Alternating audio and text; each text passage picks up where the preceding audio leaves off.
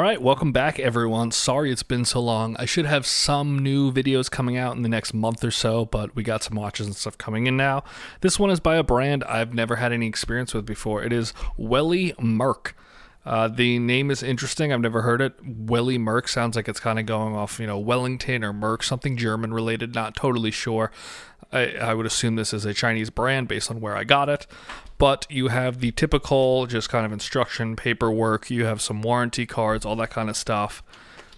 Overall, nice packaging. You have a box in a box, which is very similar to kind of some of the more luxury brands. This is packaged definitely a little better than what I've seen from a lot of watches of this price point, which we'll get to at a later point.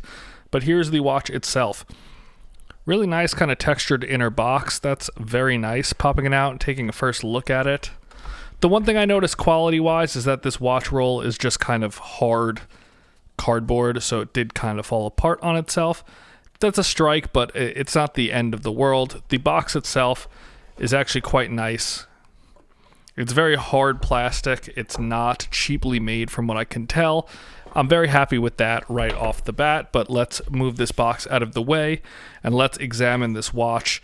Let's do some just overall first impressions. The first thing I notice is that it's definitely a thick watch. We'll get into the sizing in a little bit, but it's actually kind of stunning looking. It is a mechanical watch, so it is stopped running at the moment.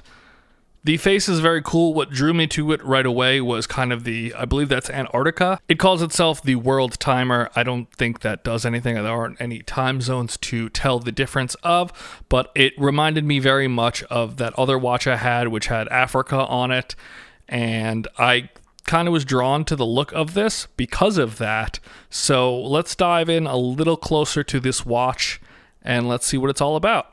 So let's first off just dive into some of the overall specifications of this watch. It is a blue leather watch band. I still have this on. I'll pop this off later in the video. Don't worry about that. But the watch itself is a 42 millimeter dial. It is a 26 millimeter bandwidth up here at the top, but it does taper down to a much smaller size. And it is 12.5 millimeters thick. It does look larger than that, but it's a fairly sizable watch. It very much reminds me stylistically of maybe a Royal Oak or something in that overall world, but it does say that it is water resistant to 5 bars. I don't think this crown screws down from what I can tell, but let's see. Yeah, the crown does not screw down, which is totally fine. The movement is a Miyota 8215, so a nice Japanese mechanical movement, very standard, and then you have a very nice sapphire crystal on it. The face, I believe, has some really cool lumes, so we will dive into that shortly, but overall price for this watch, I got this for a little bit over $100. I think it was around $110, $115. It's a really nice price point for a watch that feels this robust. I am a fan of watches that have the kind of attached flush watch straps, so that's really cool. I do enjoy this blue. It is a little bit needing to be worked in. It's a little stiff at the moment, so I will be happy to break that in and let you guys know in a later video how that works out. But it does feel like it's good quality leather. It's definitely not too thin. Overall impressions right now, I'm really happy with this watch. Right out of the box, I've never heard of this brand, and it's definitely not disappointing. Yeah, I think let's check the lume out right now, and then I'll throw it on the wrist, and then we'll dive a little more into my overall second opinion of this after having it for a little bit. But the lume, I think, is going to be really cool. So here we have the lume. It's really, really cool. It's almost the entire face. You have that whole Antarctica that lights up, as well as the hour markers, the minute, the hour hand, a little bit of the background also. It looks like really, really cool, really, really bright. It's one of the things that kind of drew me to it. I saw in the photos, it looked really cool, but it really delivers. It's a little more green in person than it looks on camera. Camera has a little blue tint to it, especially the overall continent there is definitely more green than it looks here on the camera, but this is just fantastically cool lume. I haven't seen this on any other watches. Really, really enjoy that. So here's the watch on the wrist. If you have a small wrist, this is definitely going to be a very large watch for you. It is definitely sizable, but I do like the contrast of the brushed bezel, the brushed case, and that little kind of shinier white area there on the side. The bracelet watch strap leather is definitely a little tough, and it kind of keeps pulling itself away there. But I think once a few months of wearing it, few weeks of wearing it, it'll break in. Leather is always kind of tough. That's why I normally shy away from it. But it's a really nice looking watch. The face is really eye-catching. It definitely kind of strikes that AP Royal Oak kind of look, especially with the screws going around the case. But it's really nice. It's sizable. It's hefty feeling.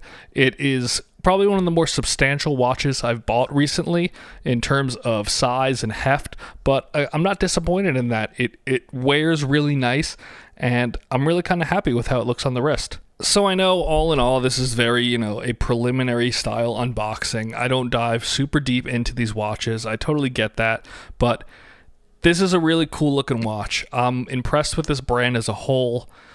Coincidentally, after I bought this, they had reached out to me and they sent me another watch, which I will review in the near future. This one I paid for on my own just because I liked the way the brand looked, but I really think this is cool and I'm happy to have bought this. This, I think, is a great watch if you're looking for something with a little heft to it, a little size. You like a nice alligator-style bracelet. It's a cool watch. The lume is fun. I think it's a cool talking piece. People are going to ask you what that is when they see the lume. It's a really, really nice watch. The overall package of it is also really nice. I don't think you should sleep on this brand. It seems to be worth the money. The watch seems quality. As always, if anything changes in the next few weeks, months as I wear it, and that doesn't become the case anymore, I will absolutely let you guys go. I will absolutely let you guys know. I don't want you wasting your money on these watches. But for now, I think this is a great piece. I think it's worth every single dollar. And, definitely go check these out. It's a really, really cool watch. This is the Welly Merck World Timer, even though it doesn't really time the world, but check these out.